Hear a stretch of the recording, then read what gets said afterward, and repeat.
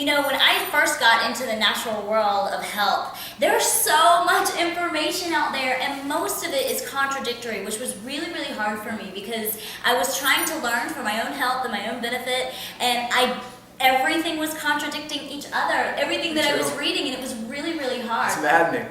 Maddening. So, but that was even about nutrition. Detox is far worse. It's worse, yeah. There is not only a lot of contradictory information out there, but detox can absolutely 100% be dangerous. It's not always the right time and place to begin a detox, and not always is the detox, quote unquote, that you're trying to do effective in doing what you believe and think that it's doing. So I am with Dr. Pompa, who has given his life to detoxification to the true cause, the cellular level.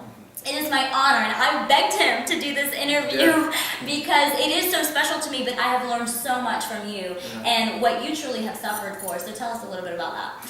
Yeah, how I got here, I went through that same process that you did, searching, my way out. I had what I would call an unexplainable illness where I had a lot of symptoms that just kind of came out of nowhere. I remember I was training as a cyclist at that time at the expert level and doing a lot of training, and I remember when the fatigue hit.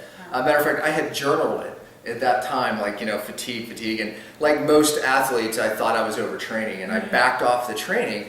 And usually you get on your bike after a few days and you feel stronger. Well, I didn't. Matter of fact, it went from feeling very fatigued to where I would just ride even 5 miles, which that may sound like a lot to somebody, but I would ride 100 miles. Yeah, exactly. I was riding 300-400 miles a week. So I'd ride this like 5 miles very easily. I would get a headache. And then it started from not just being fatigued, but I wouldn't sleep that night. Then it went to anxiety. Then it went to panic attacks. Then my digestion went, and all of a sudden I become very sensitive to certain things. Very bizarre, sound sensitivity, anger for no reason. The list kept growing of bizarre symptoms. So obviously I realized it wasn't cycling. Matter of fact, I couldn't really even take a walk too far down the street because I would get that fatigued. Wow. Yeah. But it really went beyond the fatigue to symptoms that it became debilitating. And at that time, I was still a doctor. I was, treating many patients, and I wasn't able to do that anymore. So I really lost the ability to become an effective doctor. But then I started losing the ability to become a husband, obviously, and an absolute father, because I couldn't even handle the baby crying or one of the kids the lying sound out. sensitivity. Yeah, exactly. So so many people have a lot of these different symptoms, and it's really, I realized one thing: it was a neurotoxic illness. My adrenals were absolutely exhausted, but it seemed like every time I addressed my adrenals, I would get worse. Actually, it would either I'd have more energy, but I would have more anxiety and I'd sleep worse. And then my thyroid. I knew my thyroid wasn't working right. Either my blood work was always normal, which was always, by the way, very frustrating. Someone watching it could relate to that, but.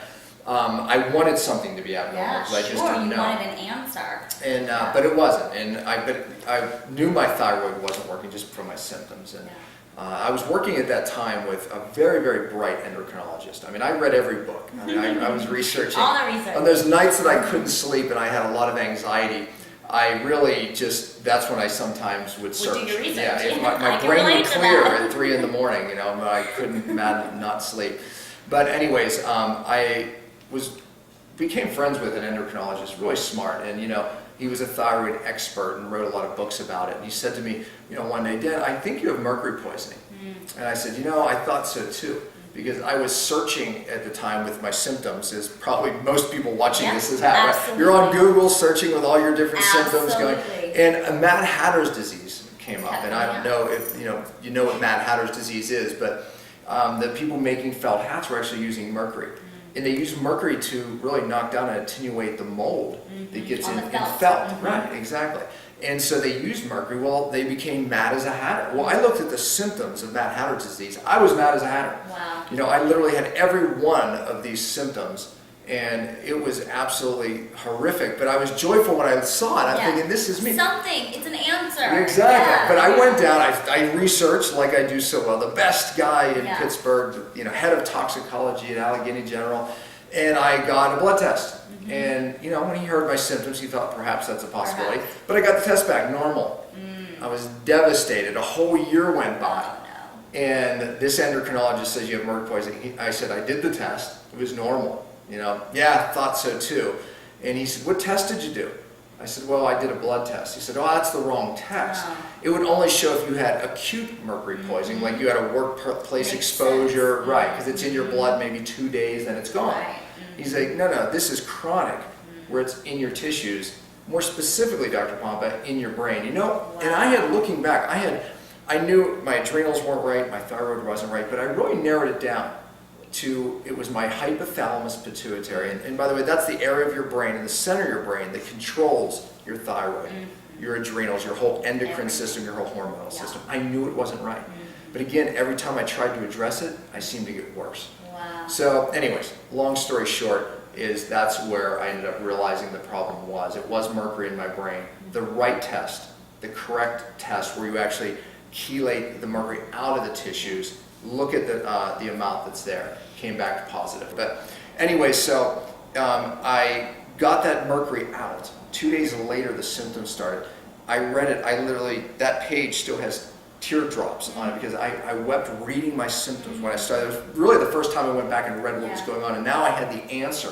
When it started, this was years later, I never correlated it with that. I thought it was the anesthetic. Yeah, why would you? I remember You calling don't. going, don't use that anesthetic ever again. I had a bad reaction to it, and then I never put 2 and 2 together. The cause was there. But now the bigger problem is the mercury now was trapped in my body. And the more I read, it wasn't in the body that the problem is. It was what's in the brain. Yeah, the inorganic mercury, the methyl mercury, the organic mercury, vaporized mercury can cross the brain, and then there it turns to inorganic, and there it stays. It's for your life, for unless your it's life. properly And removed. there are some natural health care practitioners that even know about the right testing Right. and may even offer you the right test. However, it's what happens after that that that's can when get everything goes wrong. It gets very Yeah. fuzzy when you're looking online. That's for sure.